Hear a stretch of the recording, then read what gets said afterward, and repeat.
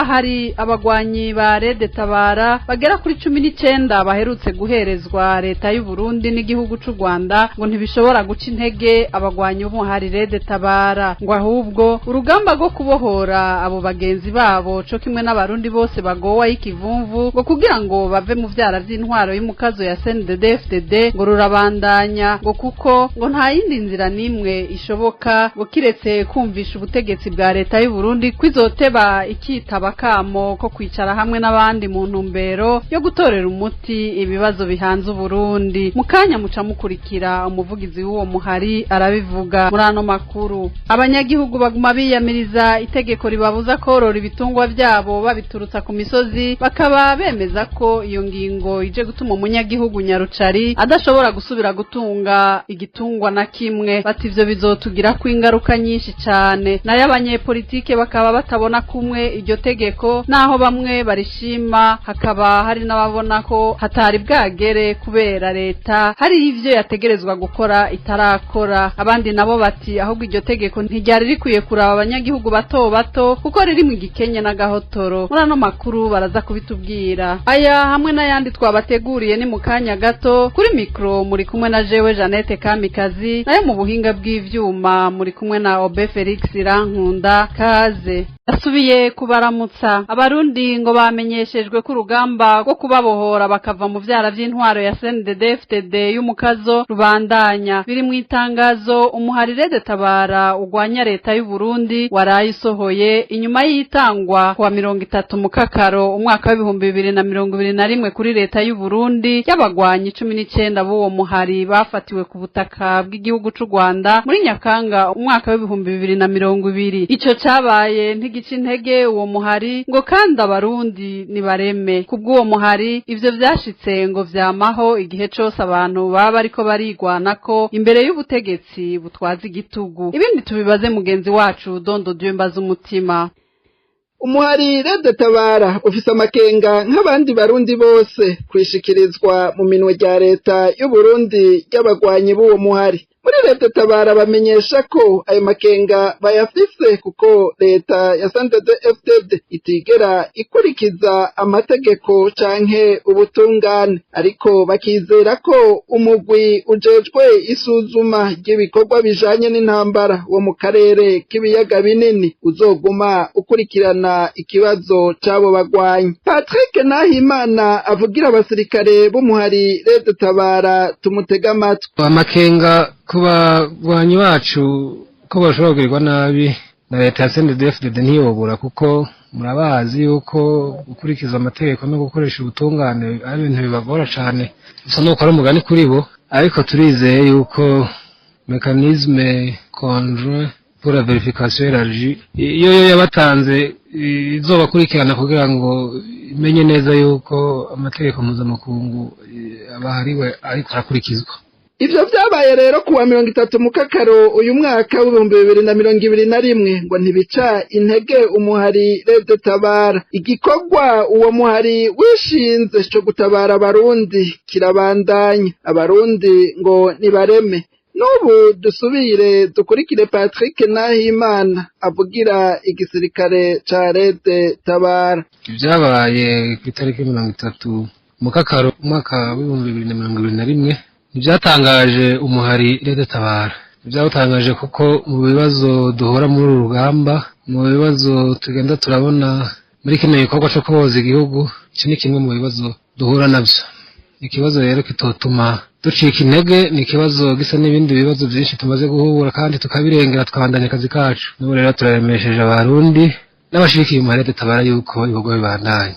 Muri uko kuremesha abarundi, Patrick Nahimana avugira igisirikare ca Rede Tabara aributsa abarundi n'amakungu icatumye bahitamwo gufata ibigwanisho. Nkuko biri no mwitangazo yanateye ku mukono ngo batoye ibigwanisho kugira ngo baharanire iteka n'itekane ry'abarundi, barime bimbure atawubahagaze ku gakano.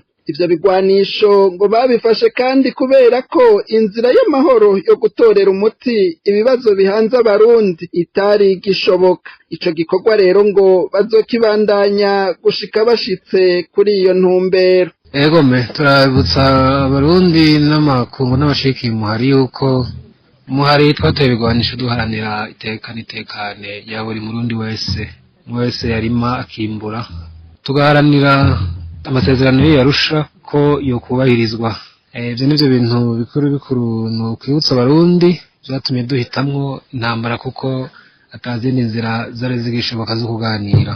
Igikorwa naco n'urugamba rurabandanya, tuzobandanya dukora ibishoboka byose kugira ngo dushobore kuboza Burundi. Rero kuvuga ngo tuzohagarika ariko dushobore gushika ku ntumbero twihaye. Murakoze. Umuhari Tabara ukaba rero umaze gutana akatari gake mu mitwe n'igisirikare c'u Burundi gifatikanije n'igipolisi hamwe n'imbonerakure.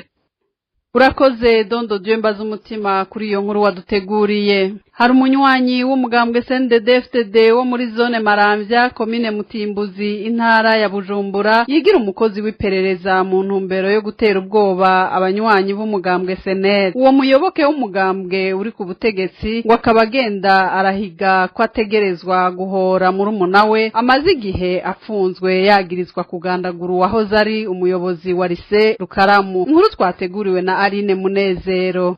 Uwo munywanyi w'umugambwe CNDD-FDD wo muri zone Maramvya komine Mutimbuzi intara ya Bujumbura yigira umukozi w'urwego rw'iperereza yitwa Rogatien Ndenzako akaba aheruka kwimukira muri zone ya Maramvya avuye muri zone ya Rukaramu. Muri kino gihe rero nk'uko bivugwa n'abanyagihugu ngo akaba agendana imitahe atera ubwoba abanywanyi w'umugambwe SNL bo mu bayo mazone abiri Maramvya na Rukaramu. Twebwe abanywanyi b'umugambwe SNL bo muri zone Maramvya turabangamiwe cyane n'umuntu yitwa Ndenzako Rogatien batazira bwenge aho yigira umukozi w'iperereza agendana imitahe yihaya ko ayikura mu iperereza aho akwiyumviriye gusa canke mukavugana nabi aca akwagiriza ko ukorana n'abagwanyi. Uwo mugabo yari asanzwe aba mu Rukaramu yabaye bwimukire ino mu Maramvya mu kigwati c'amahoro. Rogatien Ndenzako ni mukuru wa Leonidas Nibigira yahoze arongoye zone Rukaramu ubu akaba ari mw'ibohero rikuru rya Mpimba kuva mu kwezi kwa Ndamukiza uyu mwaka aho yagirijwe kugandagura Eric Nijenahagera yahoze ari umuyobozi wa Lycée Rukaramu. Uwo Ndenzako rero ngo akaba higa guhora mwene wabo. Tubibutse ko uyo Rogatien ari mwene wabo na Nibigira Leonidas yari asanzwe arongoye zone ya Rukaramu ubu akaba afungiwe mw'ibohero rya Mpimba yagirizwa kwica Directeur Nijenahagera Eric aho agenda yihaya ko azokwihorera mwene wabo. Ivyo byo guturatuza abanywanyi b'umugambwe SNL mu mazone ya Maramvya na Rukaramu uwo muyoboke w'umugambwe uri ku butegetsi CNDD-FDD ngo yoba ariko abikora kugira ngo bikunde abamutumye bamufashe kurekuza uwo bavukana. Abanyagihugu bo muri zone Maramvya bakaba basaba abajejwe intwaro gukurikiranira hafi ivyo bintu kugira ngo babeho batekaniwe. Ivyo vyose akaba bikora kugira ngo anezereze yongere yereke abamutumye ko ariko arakora bishimishije kugira ngo bamufashe kwirekugwa rya mwene wabo Nibigira Leonidas. Twagomba dusabe abarongoye komine ndetse n'intara n'abajejwe ubutungane kugira ngo batubarize uyu muntu ivyo bintu ariko arakora kugira ngo twebwe muri zone yacu Maramvya twikorere imirimo yacu dutekaniwe. Mu ruganda rwa Radio Haguruka tukaba tutashoboye kuronka Simeo Butoyi mustanire wa komine Mutimbuzi kugira ngo twumve ico yo bavuga kuri iyo myidogo y'abanyagihugu bo muri komine arongoye. Aline Munezero na wewe turagukengurukiye kuri iyo nkuru. Umuyobozi w'ishure ryisumbuye ryo kumuyira muri zone Muyira komine Kanyosha intara ya Bujumbura aridogegwa muri kino gihe c'ikiruhuko na bamwe mu bavyeyi barereye kuri iryo shure. Abo bavyeyi bamenyesha ko abana bananiwe ku bwishi cane bari basubiyemwo ibibazo mu mpera z'umwaka bita mu kinyamazuru examen de repêchage. Ubu muri abo bananiwe bariko bakwa n'uwo muyobozi Ndarubayemo Jean Bosco amafaranga ari hagati y'ibihumbi 15 na 30 ngo kugira ngo abahindurire amanota ari ku mpapuro ndangamanota zabo bita bilete mu gifaransa. Bagasaba umukuru w'igihugu Evariste Ndayishimiye yiyemeje kugwanya igiturire guhana uwo muyobozi. Inkuru twateguriwe na Muco Sonia. abanyeshuri bananiwe cane kuri iryo shure ngo biturutse ku gitsure umuyobozi w'indero muri komine Kanyosha Nahimana Veneranda yagize ku muyobozi w'ishure ryisumbuye ryo kumuyira ari we Ndarubayemo Jean Bosco. Ico gitsure nk'uko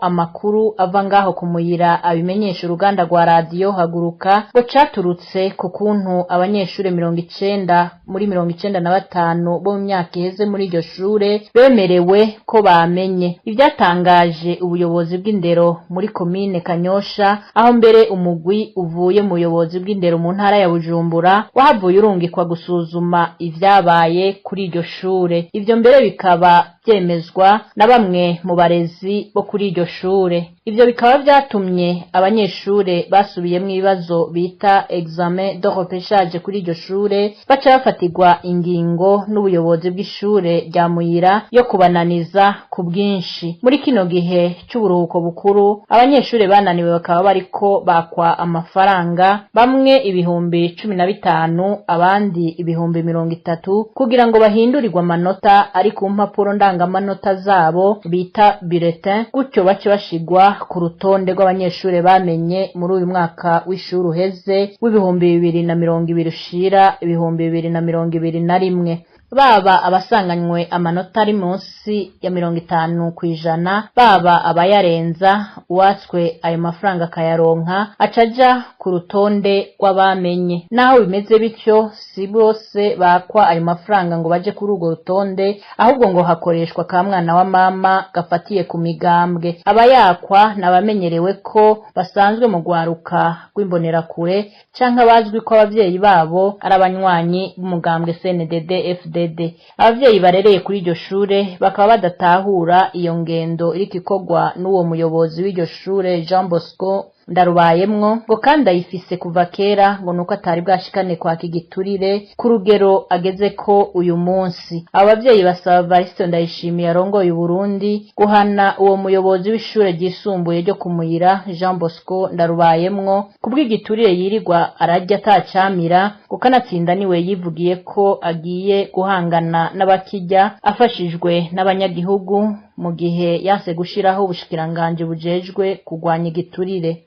Urakoze Muco Sonia nawe kuri iyo nkuru. Tukiri muri zone ya Muyira nyene komine Kanyosha intara ya Bujumbura, hari kandi imyidogo ku banyagihugu baho co kimwe n'indongozi zo ku mitumba itandukanye igize iyo zone ijanywe n'isinywa ry'amakaye y'ingo. Abanyagihugu bo muri iyo zone bagiriza umukuru ayirongoye Nitabavuma Jedeo ko adasinya n'ibigirankana muri ayo makaye. Abenshi baratonda umunsi wose barindiriye gusinyirwa ariko bakaruhira gutaha uko badasinyiwe. Ico bakora ngo bamwe mu banyagihugu bayoboka umugambwe CNDD-FDD bo muri iyo zone nibo bakunze kwakirwa bagasinyirwa muri ayo makaye. Abandi batari muri uwo mugambwe bakabona ko uwo mukuru wa zone abikora mu ntumbero yo kubaruhisha no kubakorera ikibi kuko kubwabo bidatahuritse ukungene uburenganzira bwabo bwo gusinyirwa uwo mukuru wa zone abuhonyanga kandi ataco yinona. Bakabona kandi ko afise abandi bo mu mugambwe CNDD-FDD bafadikanije uwo mugambi akaba ari we ariko arawushira mu ngiro, ari naco gituma yama yagirizwa amabi menshi harimo no kwicisha bamwe mu barongoye ariko kakaba kamizwe n'ingoma. Ayo makaye rero ngo areka kuyasinya mu gihe abanyagihugu batanga karorero ku urongoye zone ya Ruyaga iyo komine nyene ya Kanyosha Gerve asinya atankomanzi muri ayo makaye igihe cose ngo naho abazihawe ari mu nzira ariko aragenda. Abanyamuyira basaba inama ya komine Kanyosha ko mu gihe yoba idashigikiye amakosa uwo Nitabavuma Jedeo akora kumubogoza muri ayo mabanga ngo kuko arababangamiye.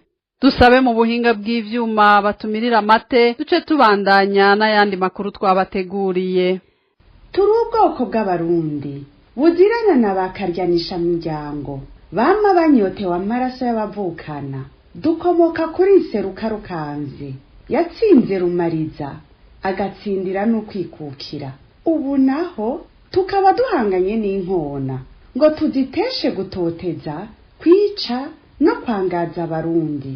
Tururwaruka rwamarugavye rufise ku muzirikanyi iragi ry'abatwiguze, rwamiza akabuye k'intare, rwiyemeza kwita ku rutare ngo rushayure igihugu cacu.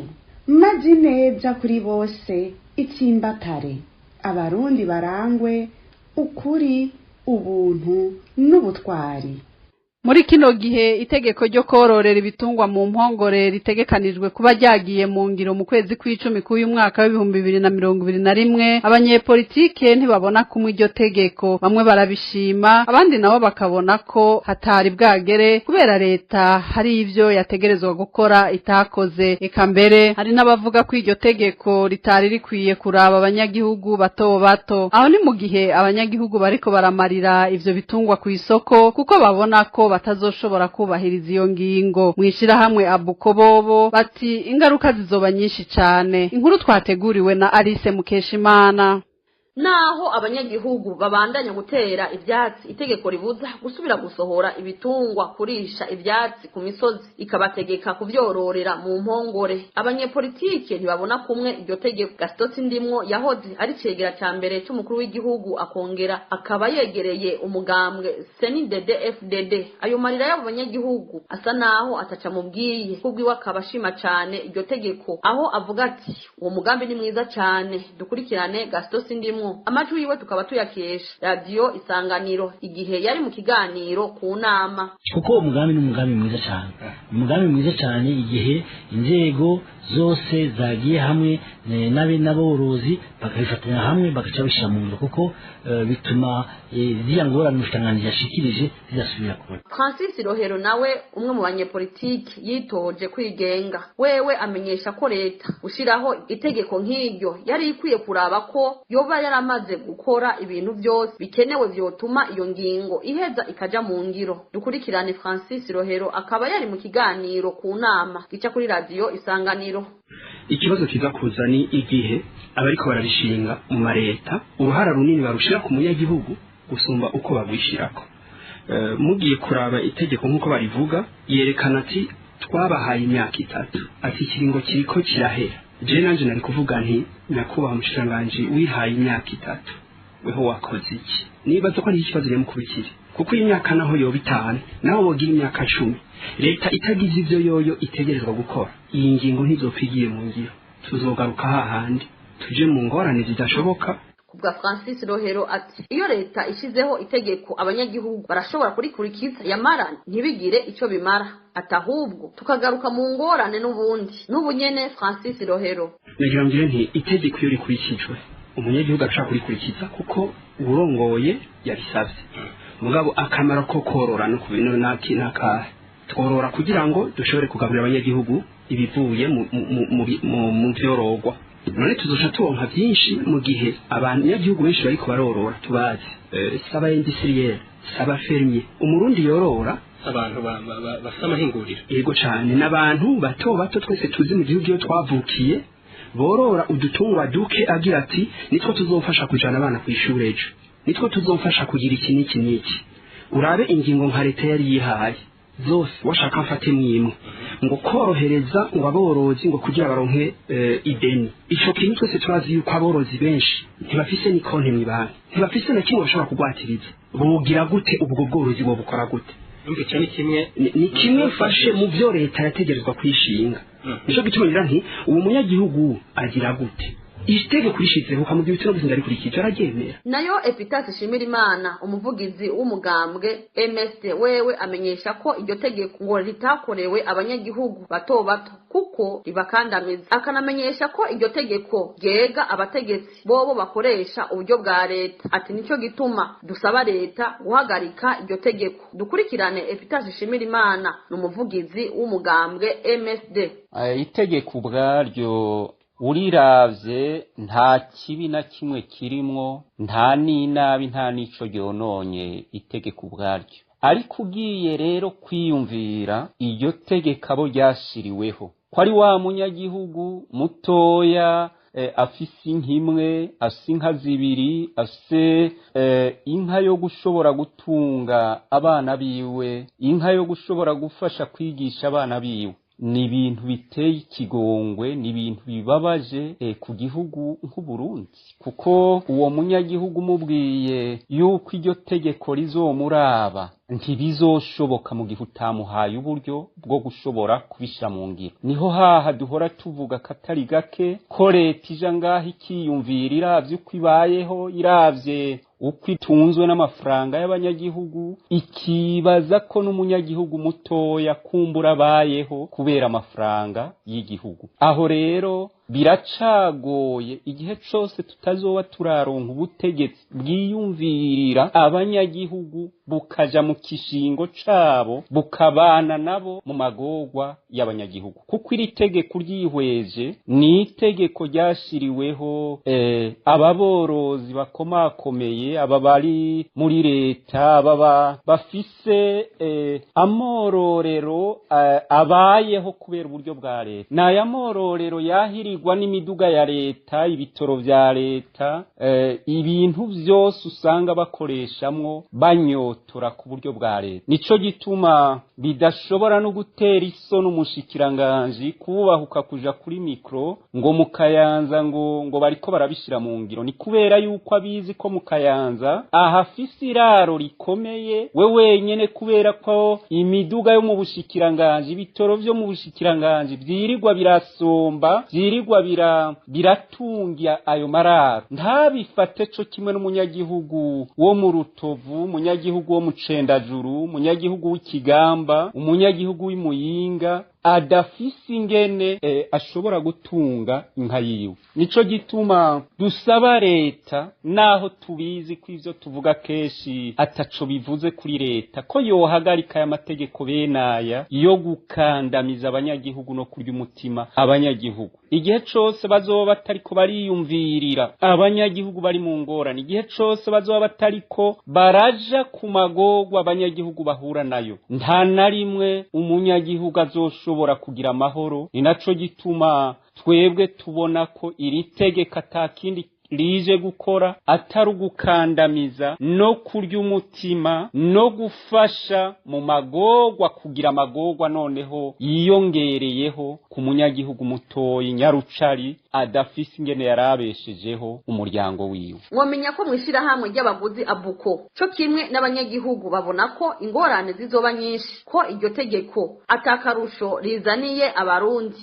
Tugushimire Alice Mukeshimana kuri iyo nkuru. Imyidogo n'amakenga ni vyinshi ku banyagihugu bo muri zone Bwiza iri mu gisagara ca Bujumbura, aho bavuga ko batabona ingene bagiye kubaho muri iki gihe c'imvura, inyuma yaho bamaze igihe basemerera kibazo c'amazi ava mu makaritiye ya Vugizo, Gihosha na Nyakabiga yataye inzira yayo, bakabatembera mu mihana yabo. Bagasaba ko ababijejwe bo bafasha mu maguru masha, kuko babona ko ingwara ziva ku isuku rike zigiye kubasinzikaza mu minsi iri imbere. Ido nido mu nkuru twateguriwe na Mahoro Pasya. Abanyagihugu bo muri zone Bwiza iri mu gisagara ca Bujumbura ku mugwa mukuru w'ubutunzi, cyane cyane abasanzwe baba hafi yaho ibarabara ry'icenda n'irya gatanu yo muri iyo zone ahurira, baridoga cyane mu kuvuga ko ikibazo c'amazi ava mu makaritiye ya Vugizo, Gihosha na Nyakabiga yataye inzira yayo, kibateye umutima uhagaze, aho mbere bavuga ko batabona uko bagiye kubaho muri iyi minsi y'ibihe vy'imvura, kuko ngo ayo mazi yatanguye kwiyongera. Bakavuga ko bari basanzwe batewe umutima uhagaze n'ingwara ziva ku isuku rike bategwa n'ayo mazi arimo imyanda yahora batera avuye muri izo quartier, kuko yatembera imbere y'imiryango y'inzu basanzwe babamo. Ariko noneho ngo nk'ubu ari bihe vy'imvura, ayo mazi araba menshi gushika naho atembera mu nzu zabo banyagihugu. Bakaba bafise impungenge z'uko hashobora kuzogwa imvura nyinshi ari mw'ijoro, abantu baryamye, ikazohava ihitana ubuzima bw'abo banyagihugu begereye aho ayo mazi yabomoreye, hatibagiwe nuko ayo mazi yobabomorera amazu. Abo banyagihugu ngo bakaba batumva impamvu mu gihugu kirimo leta yirirwa ivuga ko irajwe ishinga n'ineza y'abanyagihugu bayo, ngo ikibazo nk'ico gishobora kumara imyaka irenga 5 kitaratorerwa inyishu, kandi birirwa basemerera banadodora mu nzego zitandukanye ngo zibafashe ico kibazo gitorerwa inyishu, ayo mazi yubakigwe neza inzira yayo. Ariko abategerezwa kubikora bakica amatwi. Bakaba basaba ko umukuru w'igihugu Evariste Ndayishimiye yoraba akagira ico abafashije kuri ico kibazo kimaze iyo myaka yose, kuko ngo vyamaze kugaragara ko abategetsi bakomoka mu mugambwe uri ku butegetsi CNDD-FDD basigaye bakorera ku gitsure ciwe, ngo rero yoraba akabwira ababijejwe bagatorera inyishu ico kibazo bamaranye imyaka irenga 5. Urakoze nawe Mahoro Pasya kuri iyo nkuru. Abanyakuri nibo bagomba kurwanywa mu gihugu cy'Uburundi, murabibona murabyumva. Mwumve ko birababaje, harageze yuko Uburundi burangwa n'abashinga ntaye n'abapfasoni b'imitima bafite umutima runtu. Harageze barundi kazi. Oya, trop. Tuvi buzimu tuji buntu. Ariko kandi sindi no mu batangara iyo mu bihugu byacu bishitse ko abantu bafata ibigwanisho. Twarabibonye muri kahise ku Burundi, twarabibonye muri kahise k'akarere turimo, ko iyo abantu bamaze kwihebura bakabona atakindi basigaranye, ko inzira y'ibigwanisho iri mu nzira za mbere usanga baja. Naho bazotwica, naho bazotwangaza, naho bazobandanya badupfunga canke bakabandanya baturenganya, ntituzohagarika guhangana n'intwaro ya CNDD-FDD kugezaho tuzoyikura tukayirandurana n'imizi. Ako kazi ntituzogahagarika na rimwe. Tugowamwe nico gituma dukwiye kunga ubumwe mu kuharanira agateka kacu. Iki ni kimenyetso cy'uko mu butandukane bwacu ako karenganyo tukumva kumwe. Nico gituma n'abarundi aho bari bose bo kumva kumwe akarenganyo barenganye. Ntarabe ngo ntaco ngo ndenganirijwe ngo n'umutete nkanje, ngo ndenganijwe n'umuhutu nkanje, ndenganijwe n'umututsi nkanje. Oya, akarenganyo tukumve kumwe, kababaza kumwe, kandi duhaguruke kumwe kugira tukagwanirize hamwe. Ni na hano amakuru yacu y'uno munsi arangiriye. Ndabashimiye cyane kuba mwashoboye gufata umwanya wo gukurikira aya makuru yacu y'uno munsi. Nongera nshimira abamenyesha amakuru bashoboye gutororokanya aya makuru. Sinibagiye na mugenzanje ariko aradufasha mu buhinga bw'ivyuma Obe Felix Rankunda. Nanje nkaba ndabasezeye mugira ijoro ryiza naho ubutaha.